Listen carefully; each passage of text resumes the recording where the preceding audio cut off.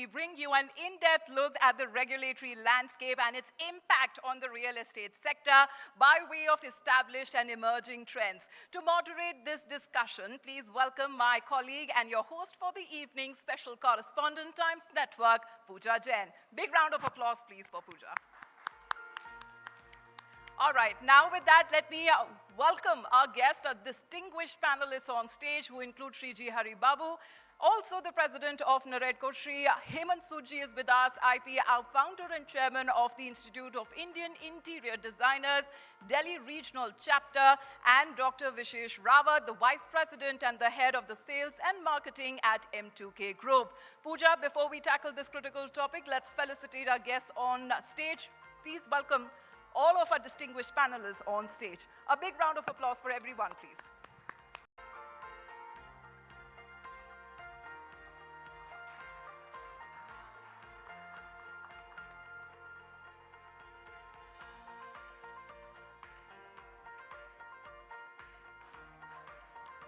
Right, we should keep the applause running, please. As we are welcoming all of our esteemed panelists on stage, we will be beginning at this discussion round, and of course, a small photo op that is now taking place, and our esteemed panelists already on stage. Thank you very much, Pooja. Over to you. Thank you so much, Amita, and thank you, gentlemen. It's an absolute honor to be amongst industry stalwarts, especially when it's in an effort to salute and celebrate India's new age real estate royalty. And that's all of you in this very room, so please give yourselves a huge round of applause. And Mr. Babu, I'd love to kick off the conversation with you. Now, given that it's an election year, without politicizing the conversation, what more would you like to see from the government by way of real estate-related regulation and reform?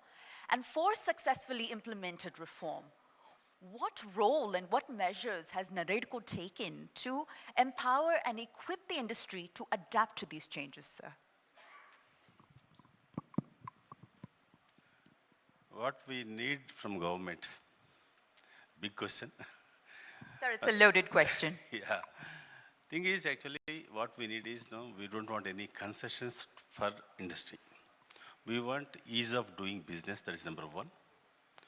Number two, as industry, as I told in my speech also, we are serving only 20% of the elite crowd in India. Remaining 80% we are not serving. Less than 20, okay, that figure is staggering. Yeah. So government has to do something, a bridge between the lower income group and mid income group, and then between builders. So that is what I requested the government to look after the 80% of the population, how the builders can do service to them. That is the most important job what we want. So they want only 500 square feet, this thing. All the 500 square feet segments are now constructed by the government at free of cost by state governments, various state governments at free of cost, all these things. But the quality of the building, the quality of the lifestyle, and everything is not up to the mark. We have last 35, 40 years, we are seeing various houses started. If I remember, we started with 150 square feet houses also to public. 150 square feet houses. Now we are coming to almost like 500 square feet. So it is taken almost like 35 years, 40 years to come to that level. Because the need of the people is increased. The economy of the country is increased. So now the government doing the property for selling the property to all the 80% people is not exactly correct. The builders have to come into the picture. We can give the incentives to the builders, transferring the same thing to the buyers. We don't want any money from them. See, what the builders want is 5 to 7% of the margin money, but taking the 5 to 7%, they will do all the parameters within the law. And they will give the good quality buildings to the poorest of the poor. So that important segment is neglected by government so far because we are not coming to the thing. And government is want to construct by giving the contractors. Today in Telangana, they want to give the free housing to all the people. 3 lakh houses were started almost like 7-8 years back and given to the various contractors. It took for a small area to construct and hand over for 8 years, 9 years. Right. Which is again lost to the government. If that much delay is there, we can give much better quality houses by builders. We normally deliver in 2 to 3 years or maximum 4 years.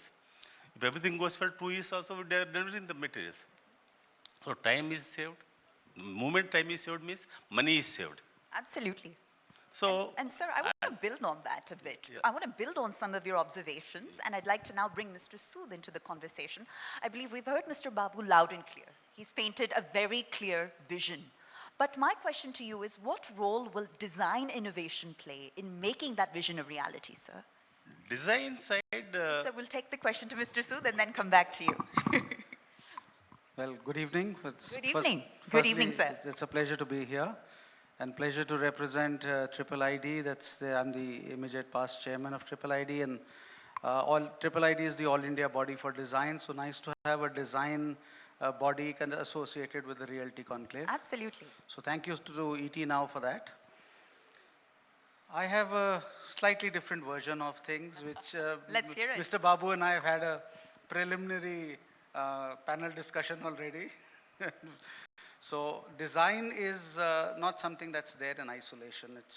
It doesn't exist in a vacuum. It's something that people think design is just about making things look pretty and presentable.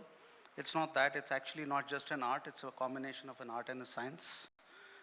It's all about functionality and efficiency and, of course, sustainability. So design is something that we will need to take the smart city to the smart interior. There's a long journey and a long road that needs to be crossed. Sure. And we are all talking, the Prime Minister is talking about it. It's been implemented across so many cities in the country. We're talking about smart cities. But how will your cities be smart if your buildings are not smart? And how will your buildings be smart if the interiors are not smart? Right. We also talk about green buildings, but nobody talks about green interiors. Green building stops where the builder stops. So with due apologies to the builders here, it stops at the time when the point the building is sold. Many buildings today are even being sold in a raw condition. So the interiors are being done by individual people, individual owners in their own way. So there is no regulation on that. So as Hariji was always saying, what do we want from the government and what are the requirements from the government? Well, we would like the government to look at green interiors also as an important component of green buildings. Well, it's very heartening to hear. And building on that, I'll come to you now, Dr. Rawat, because it's an unprecedented time in human history, all right? And given all the global volatility that surrounds us, how might you characterize the current appetite for home ownership? And what role does marketing strategy ultimately play in shaping consumer sentiment, sir? Thank you. Good evening, everyone. First of all, I seem the only marketing guy in this hall, and Seem to be. I'm in the panel of technical people. I will try to say whatever I want to. Please, sir. So first of all, I'm very optimistic. Prime Minister's vision of Viksit Bharat of 2047. So this gives every one of us high energy, and we want to work more for the country. And in context of real estate, I think our future is very bright. Last year, we have become the most populous country, surpassing China. And our industries are growing, growth rate is increasing, GDP is increasing. People are coming from rural areas to cities. So that will definitely have a internal demand. We don't rely for other countries for that demand. So we have inherent demand, and it's going to only increase in next few years. So there will be lots of demand in housing, co-working, because of lots of entrepreneurs are coming up, new startups are coming up, so they will need new working spaces. So future is really nice. And as far as regulations are concerned, real estate has got the last bus. There have been other industries like telecom and all, they have their regulations in place. Right. But in 2016, we got our own RERA. And historically, real estate has been a little bit unorganized and unregulated sort of industry. But thanks to RERA, now we have full act, and thankfully, it has been implemented almost fully, I would say. And I would like to thank people like Hari Saab and Naredko that they have done an immense job and brought in developers on the same page. So as far as marketing is concerned, I can say the mindset at the top has changed. Sure. So now nobody wants to be a unregulated one, and trust is very important. And RERA has helped the real estate developers in increasing that trust, because now every project need to be registered with RERA, even smallest of the details like unit sizes, the dimensions of the unit, actual area, timelines of the completion, that all small details need to be registered with RERA. Timelines, financials, there to be separate account for getting 70% of the funds from the LOTs. So now the industry has become more regular. And as far as marketing is concerned, we uh, take care that whatever we are communicating with the prospective clients, it is 100% accurate, it is transparent. And when we talk about the collaterals and advertisements, so now we do take care that if we have to mention the RERA number, it have to be at the top of the front page, right-hand side. We have to publish the RERA certificate. Maybe it is 6-7 pages long, but we do mention it in the brochures so that every customer have the full transparency. He knows the in and outs of the project. So it has definitely brought transparency and fairness in all our dealings. Allottees and developers, it will help both for the mutual trust. Thank you so much, Dr. Rawat. And you talked about trust, and that makes for a wonderful segue into my next question, which is to you, Mr. Babu. In your capacity as representing the entire real estate industry, really, with Naredko, how do you essentially facilitate, right, and fuel exponential sector growth on the one hand, while ensuring that ethical code of conduct and transparency doesn't remain far behind? How do you strike that balance, sir? After RERA coming to the picture, the transparency levels have increased, agreed. And same time, non-RERA projects also increased. Right. Why people are going to the non-RERA projects? RERA projects cost, if it is 1 crore, non-RERA projects cost is 50 to 55 lakhs. Can you believe it? That's the differential, okay. So, for example, non-RERA projects, all the deviations will be there. Okay, very small side buildings, and the FSAs, what they get is much higher. Setbacks are very minimal, and they are giving no GST. Grey market materials will be there, and construction cost is lower than the ours. Right. And they sell at very low price, no GSTs, no registrations, no registration cost, no GST cost, all these things. Second, grey market, we say India, every business is having a grey market. So in real estate also, grey market started.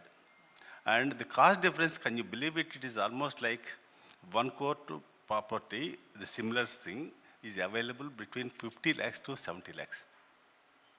So, what is the human tendency? The people, what is the cheap? What is the best suitable for them? They will just buy. So, Right. no registrations required, no all these things are required. They do something on their own. So, both the things are going parallelly. And what's the solution, sir?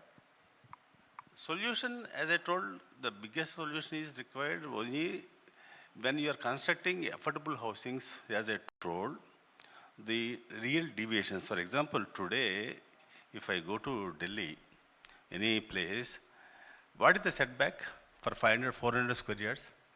Zero setback on 3 sides, and only 5 to 10 feet setback in front. That is the way we are all constructing here. But that is not available to every place. Right.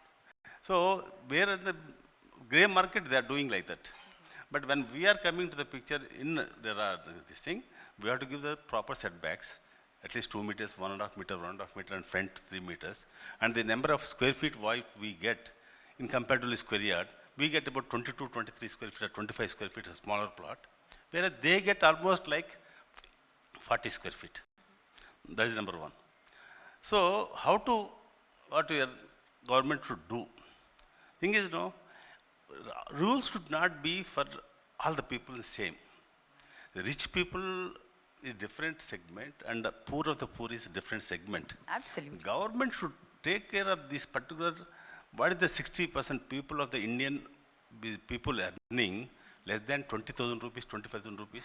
We know all the shop keepers or drivers working in the homemaids and all these people are getting 15,000 to 25,000 rupees, 30,000 rupees maximum. A couple working, both the people together, not more than 40,000, 45,000 rupees they are earning. How to get that 40,000 people to buy the thing? And to suit them, there is only government want to do free, or government want to do, like as I told in Telangana, 3 lakh house constructed in a period of 80 years. Right. And finally, government has lost a lot of money. And can you believe it, that there is no proper door for bathrooms in that building? No proper tile work in that building. And cost of construction is less, but the interest during construction is gone up. So it is a mismanagement. And thank you, sir, for outlining it in such tangible terms that each and every one of us can relate to. And Mr. Sood, I want to go back to a point you made earlier. You know, you talked about green living. And there is an environmental consciousness in the air, all right? So what are you doing at IIID to essentially promote best practices, whether it's, for example, waste management or solar, empowerment or green water harvesting, for example, amongst the next generation of real estate professionals, urban planners, interior designers? Well, we are trying to do all of that, but unfortunately, as once again Hariji said, we need governmental support for that. The real estate community, of course, has RERA. The architects have the Council of Architecture. Triple ID has nothing. I see, sir. We are the biggest unregulated industry in the country. We look after a lot of 67% of a constructed building is looked after by an interior designer, mostly not by an architect, or by an architect who's doing interior design. And there is still no regulation. I don't have a certificate of practice in my own country. So Fair enough. So I thank would, you for being so, So candid. unfortunately, the minister has gone, but whoever is listening and whoever can pass on the message to them, on behalf of the entire design community, Triple ID, which is a 50-year-old, 10,000 people strong organization, all I can request is please have a council of design so that the industry of interior design can be regulated. From the education to the examinations to the certificate of practice to the continuing certificate of practice, that can be regulated so that at least you hire an interior designer, you know he or she is capable. Today, anyone, including yourself, can call yourself an interior designer. Right. But despite all the problems, with 50 years, we've been struggling. I'm sure I hope we don't have to struggle for the next 50. But we hope that the government will take some action in this matter. Till then, we are working on a self-regulatory system. And we are looking at promoting good practices that can be implemented in all projects. We are looking at sustainability. We are looking at, as you said, solar. We are looking at wind. We are looking at all the alternate energy sources. We are looking at waste management. We are looking at rainwater harvesting. We are also looking at the new technologies that are coming in. From a design point of view, you need virtual reality, you need augmented reality. So your builders here started with making 3D images and then started making animations and walkthroughs. Today, AR and VR is the need of the hour. Right. Your customer, if is not already demanding this, is going to demand it. So in fact, instead of making a show flat somewhere, have an augmented reality. Let him put on the glasses and see what his house is going to look like. Fair enough. That could be the future of design. And future of realty also. Well, Dr. Rawat, do you agree with that sentiment and the vision that we've just heard Mr. Sood outline? Yes, because we are already doing it. Virtual reality, augmented reality, this is a need of the day. It started from COVID-19. People were not coming out to visit the show flats. So we have to design walkthroughs, 3D visuals, and small films, small videos. So this whole thing of digitization started from 2019, 2021. So now it is like a new normal, you know. Now customer think that this is the ordinary thing. I will go to a builder's office and I will have to see all these things. Right, right. And by way of closing comments, and I pose this question to all three of my panelists, look, the ET Now Realty Conclave and Awards is about celebrating industry stalwarts who are raising the profile of the real estate profession and industry pan-India. And as we get closer to unveiling our winners tonight, is there a special message that you might have to share with our audience and our hopefuls? So whoever is getting the awards, it should not be just like an award for them. They should feel that that is a proud moment for them for this time, and that they have to achieve something better by next year or couple of years to achieve one more step in their building concepts, either in green building or quality of the materials what they use, and the cheaper way also serving to the people. All those things, also should be part of our award this thing future. So this is just one step in the journey, Yes. if I'm understanding you correctly. I think that deserves a round of applause before we go on to Mr. Sood. Mr. Sood, the message for our audience and our hopefuls in the audience. Well, firstly, I think ET Now has done a great job by having this Realty Conclave and awards. Awards are a way of recognizing excellence and rewarding it and encouraging even those who may not have won the award but to at least got nominated and took part in the process. I think it's a great encouragement to them. If they didn't win this year, they'll definitely win next year. More than that is, I think we celebrate excellence, we encourage excellence, and that's really what we need, that's the need of the hour for the future. Thank you for sharing that message, sir. And Dr. Rawat, I'll give you the last word. This is an inspiration for all the winners, and this gives more energy and more, hunger for do better than what they have already done. So it is like celebration, he's already said. Well, That's it. you are the future of our industry, and I think let's give our three panelists a huge round of applause for that encouraging message. And with that, gentlemen, we are almost out of time. And, Do you have a last comment, your Mr. time Babu? management is perfect. Thank you, and sir. within 30 seconds, plus or minus, you Thank you completed so much, this sir. session. Thank you so much. Thank you to all of our panelists once again, please, and we ask that you please take your seat.